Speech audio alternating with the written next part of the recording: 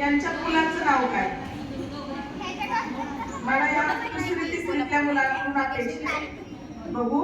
हा सांग. शिवाजी महाराज. बर, शिवाजी महाराजांच्या वडिलांचं नाव काय?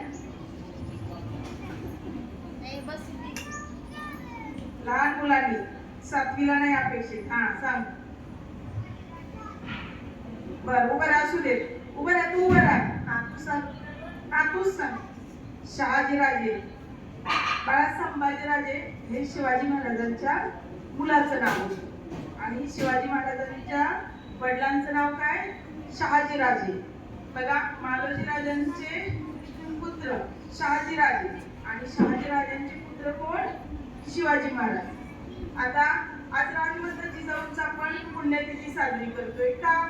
तर खरोखरच त्यांनी आपल्याला स्वराज्य निर्माण करण्यासाठी शिवरायांना खूप चांगलं मार्गदर्शन केलं. त्यांच्यावर लहानपणापासून खूप चांगले संस्कार केले, म्हणून स्वराज्य निर्माण झालं.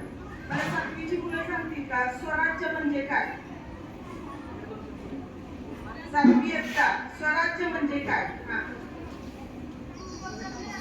Very good. स्वराज्य म्हणजे स्वतःचे राज्य. आणि लोकशाही म्हणजे काय? सातवी एकदा लोकशाही. पूर्वीच्या काळी आपल्यावर इतरांची सत्ता होती आणि आपलं स्वतःचं राज्य नव्हतं, म्हणून हे राज्य निर्माण करण्याचं काम कुणी केलं? राजमाता जिजाऊनं शिवरायांच्या मार्फत केलं. आता शहाजीराजे हे कर्नाटकमधील बंगळूरची राजगिरी सांभाळत होते, म्हणजे तिकडचं कामकाज ते पाहत होते.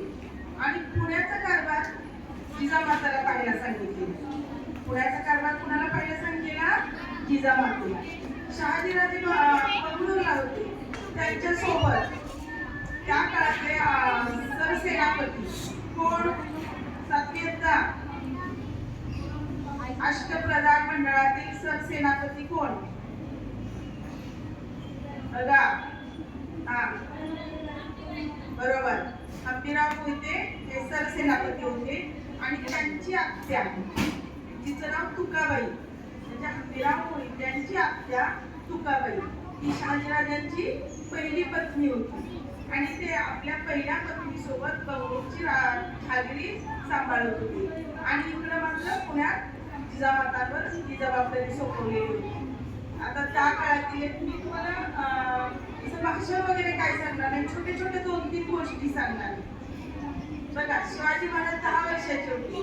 10 वर्ष म्हणजे आता आपली कितवीतली मुलं असतील? कितवी?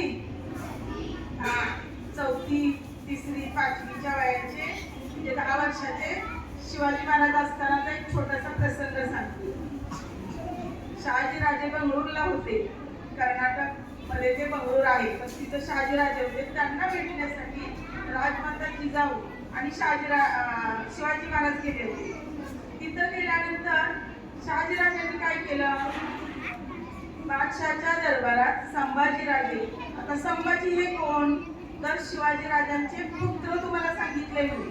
त्याचबरोबर तुकाबाई म्हणजे शहाजीराजांच्या पहिल्या पत्नीचा मुलगा, त्याचंही नाव काय होतं? संभाजी होतं.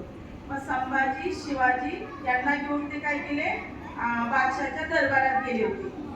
बघा, हा प्रसंग तुम्हाला वाटताना छोटा वाटेल, पण त्याचं गांभीर्य त्यावेळी किती होतं. तिथं त्या बादशाहच्या दरबारात गेल्यानंतर मुजरा करायचा होता.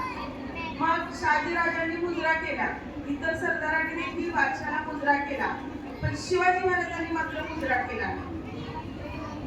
बघा, शिवाजी महाराजांनी बादशाहाला मुजरा केला नाही आणि याचा बादशाहाला खूप राग आला. मग त्याच्या पूर्वी त्याच दरबारात घडलेली गोष्ट, नजाम शाह म्हणून होता,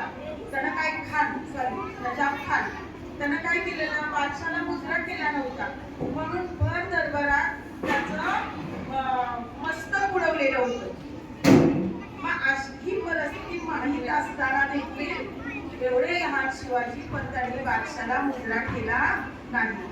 का केला नाही? तर त्यांना हे परकीय लोकांचं आपल्यात असलेलं राज्य किंवा त्यांचा तो आवडत नव्हतं. परकीय लोकांचं आपल्यावर असलेलं राज्य आवडत नव्हतं आणि त्याला विरोध म्हणून एवढ्या लहान वयात त्यांनी काय केलं? बादशाला मुजरा केला नाही. बादशानं खूप म्हणजे शिक्षा सुनावली, काही किती प्रयत्न केला तरी शिवाजी महाराज काही चुकले नाही.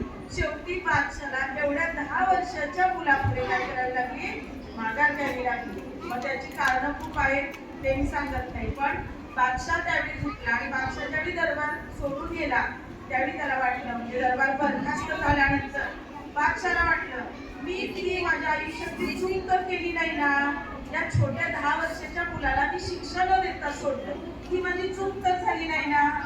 तुम्हाला काय वाटतं रे, चूक झाली होती काही बादशाची? हो, चूकच झाली होती बादशाची. त्यावेळी त्यांनी शिवाजी महाराजांना जर मारलं असतं तर पुढे स्वराज्य निर्माण झालं असतं का? बादशाला शिवाजी महाराजांनी विरोध केला असता का? नसता केला. मग हे बादशाला त्यावेळी वाटलं. त्यानंतर पुढचा एक छोटा आणखी प्रसंग बघा. शिवाजी महाराज